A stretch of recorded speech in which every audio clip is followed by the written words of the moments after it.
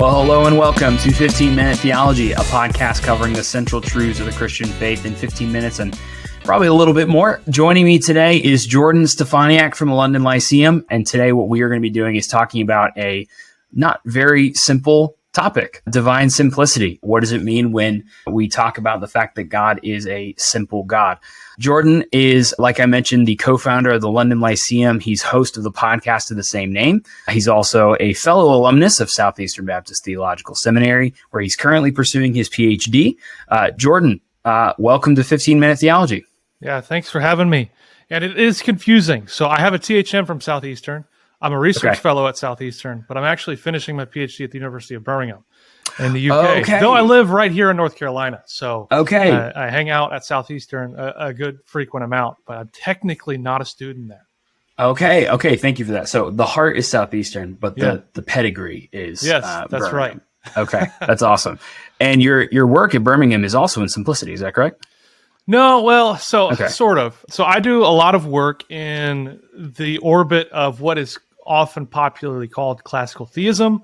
And I also do stuff which would be termed conciliar Christology. But all these things end up coming together, thinking about who God is, thinking about who Christ is. So in relation to the human nature aspect and thinking about all the stuff that goes on with that. So not all of my stuff is directly related to this, but everything it's kind of like a big web. Everything gets tangled up together. So I think about divine simplicity a lot, but it does play a significant role in different areas of the work that I'm doing. I love that. And then in addition to that, you're interacting with really systematic theology proper, doctrine of God as a whole throughout most of your life. So I'm just curious, how has theology as a whole, maybe even just theology proper specifically, helped shape you in your discipleship to Jesus? Well, there's several things, and I think we'll talk a little bit about it when we think about divine simplicity and its relevance for the Christian faith. But obviously, there's simple illustrations that you can give. When you meet somebody that you want to marry, for me and my wife, it would be weird and unhelpful to not want to get to know her. The more I get to know her, the more that I love her. In the same way, the more I get to know and understand who God is, the more I love him, and my understanding of that. So these things kind of like grow together. My love and my knowledge are supposed to be going up and up together. So I think that's a simple way to explain why those things matter. They're obviously as you explore different divine attributes, each of them can be in different ways healing and supporting to you as a Christian. You can think of things like what's called divine immutability, where God doesn't change, and think about, so his love for me doesn't change. And it's not just because he's really strong and powerful. It's because it's literally impossible for him to change. So that grounds the bedrock love of God for you in your life. And so there are different ways that these different attributes can really encourage you and shape you and grow your Christian faith. Yeah, it's fantastic. And the exploration of them might feel overwhelming at first. It might feel like there's these massive tomes of things that I have to explore and take my life and do a PhD in order to understand. But like you're saying, they're incredibly accessible when you start wading into it, and incredibly applicable, which leads us to simplicity. So full disclosure, when I first heard divine simplicity, my thought was, that's insane. God is incomprehensible. He's God. I'm the complex one, I'm the simple one. He's the complex one. Like, how on earth could I call God simple? Did a little digging, found out that's not exactly what we're saying here. So can you kind of help me and others think through, okay, when we're saying God is simple, what are we saying here? What does this mean? Yeah, so when we say that God is simple, we're not saying that he is like dull or uninteresting, it's like, or just not very sophisticated, as if we could really understand him in just 2 seconds. I flip open the book and I understand everything there is to know about God. That's not what we mean when we say divine simplicity. It's a technical term that you're going to find throughout the great tradition of the church, and before that, you're going to find this in both Jewish and Islamic and other traditions of understanding who God is. And basically, it's saying that God isn't made up of parts. He's not composed of anything that's more fundamental than who he is. So if you look at a lot of like Protestant early Protestant sort of confessions of what they believe about God. They'll say things like God doesn't have a body, he doesn't have parts. There's just this idea that, I mean, I think most people would understand that God doesn't have a body, but there's also this next level that he doesn't have what is called metaphysical parts. So he's not composed of something like, well, you pour in 50% of his goodness and 25% of some wisdom, and you mix this batch together, and voila, you've got God. It's not fundamentally how it works. There's this axiom in the tradition that says God is what God has, and God has what God is. So there's this sort of identity relation. So I like to think of it as, if you were to ask me about who I am, you could say, well, Jordan is good, but goodness is in some way extrinsic to who I am. I can fluctuate in my goodness. Some days I'm good. If I didn't get a lot of sleep, maybe I'm not as good. If somebody's like really bad driver in front of me, I'm definitely not as good. But if you were to try to say, can I take away the fact that your name is Jordan from you? No, not really. Or the fact that I am a human person, which oftentimes will get cashed out as something like a rational animal. That's not something that's extrinsic to me. That's just fundamental to who I am. That's like, you can't separate these things. So in the same way, in a similar way, God is identical, not just to his name or or those things. It's fundamentally these attributes of goodness, of justice, of wisdom. These things are identical to who he is. They're not extrinsic and they're not separable. So the whole point of it is supposed to say God's not composed of things. So it is important to understand that divine simplicity is not a positive doctrine. It's a negative doctrine. And what I mean by that is it's not supposed to be telling you God is like this and this and this. It's supposed to say he's not like this and this and this. That's good. So he's not composed of these free-floating ideas that just exist outside of him, goodness and wisdom. These just fundamentally who are identical to who he is. And there's nothing more fundamental to who God is than just God himself. Yeah, no, so that's fantastic. So then kind of piecing it apart a little bit. So when we're dealing with God's essence, who he is, there aren't parts, right? So I think Aquinas talks about, it's not like God has a leg that's divine, right? Because if he did, then that would mean there's more divinity somewhere else than in that leg. And how do we deal with that? So there's not like parts to God and his divinity. He's divine and he simply is. Then if we go to attributes, then what we have is that it's not like God is 10% goodness, 20% wrath, 30% love. It's that no, all of his attributes are necessary in that they are necessarily linked to who he is. So who he is, what he does, how he is, all necessarily linked with one another.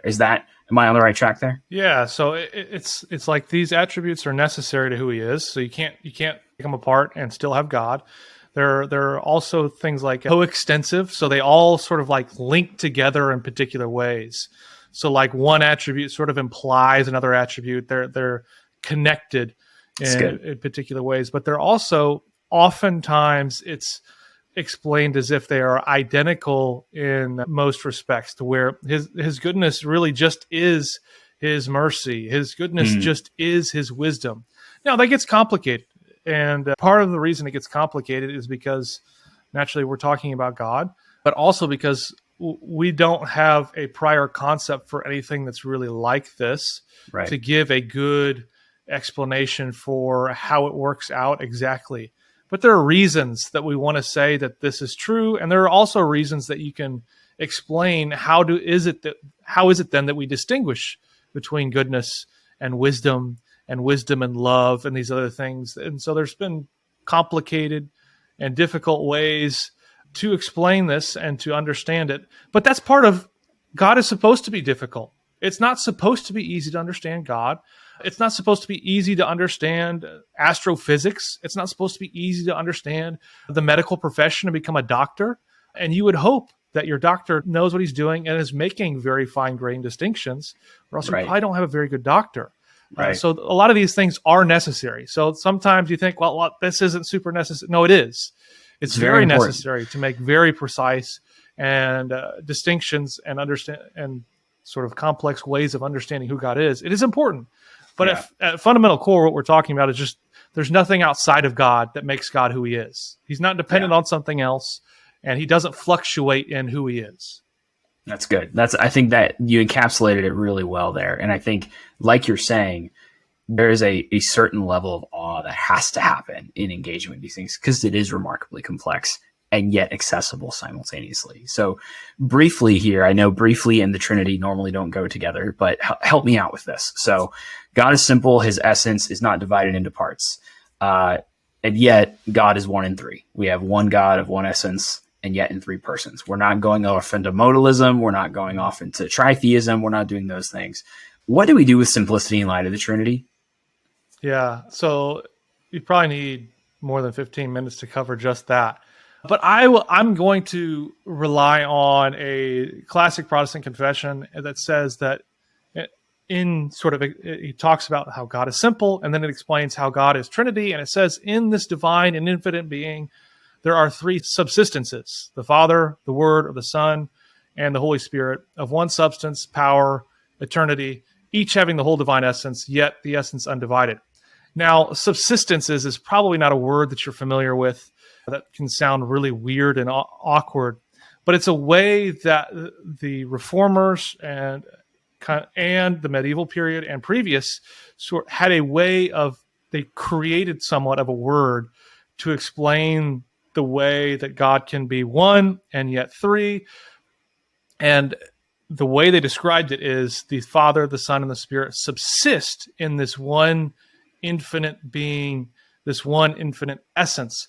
And they're distinguished by not by any substantial relations to where just a natural example is it's pretty easy to distinguish me from something else on my desk. I mean, from these headphone things here, like obviously I'm a material object. This is a material object. We're distinct. Right. You don't have any of those sort of distinctions in God. And while divine simplicity denies all sorts of composition, it does not deny what has been typically understood as a relation. So there are certain types of relations that are acceptable, that fit with divine simplicity, which don't come under the category of things you want to say, no, that can't be true of God. And that one of those things is this category of a personal relation, which the Father, the Son, and the Spirit are supposed to be distinguished by these peculiar sort of relations of eternal generation and eternal spiration. And you'll have to have an episode on to talk about those sort of eternal relations of origin, what they're called, because there's all sorts of richness within those that needs to be cashed out. But fundamentally, what we want to say is divine simplicity doesn't reject all categories of distinction whatsoever. It's wanting to reject composition. So the Trinity does not entail composition. You're not going to be composed of three different things in the Trinity. That was the key I needed right there. Yeah. And I think that's, as we think through the Trinity, it can really quickly feel like there's composition, especially on a lay level, especially in a entry academic level. It can feel like there's composition, but that is primarily what the Trinity does not mean, is that there is not composition. So Jesus is fully and entirely God. The Father is fully and entirely God. The Spirit is fully and entirely God. And there's no composition in that makeup, right? Yeah. So, no, incredibly helpful. Thank you for that. We're a little bit running out of time, but I do want to ask this a little bit, if you could give me kind of a 30-second on this. All right, simplicity, it's big, it's beautiful, it's helpful. Give me kind of a one takeaway to the Christian life that simplicity can bring. So I'm going to give you two takeaways. The first takeaway is not everything has to be directly relevant to your life for it to matter and be useful. So oftentimes in our culture, we can become obsessed with the practical. And sometimes God is very impractical. And that can be the takeaway. You're not supposed to do anything. You're just supposed to look up and adore and worship God.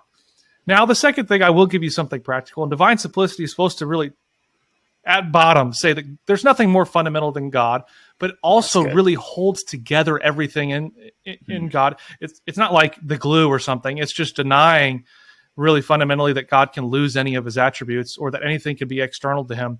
So what that does for me anyway is it reminds me that there is a constancy in God, and there is a maximal degree of beauty and of love and of blessedness all within God. And that's never going to be taken away. So for me, that is extremely encouraging. So I would give you those two takeaways. No, it's fantastic. And in many ways, the doctrine of God makes you rest on that first piece of, I don't know entirely what to do with this. Like this doesn't give me an immediate application. And yet in further dwelling on it, you begin to unpack these riches that you didn't see at first. And then you notice that it is having an effect on you. It is practically affecting you as you are continually dwelling on it. Thank you for giving us a brief breakdown of what this is. Well, Jordan, thank you for your time. I really appreciate you joining us, and we'll see you next time.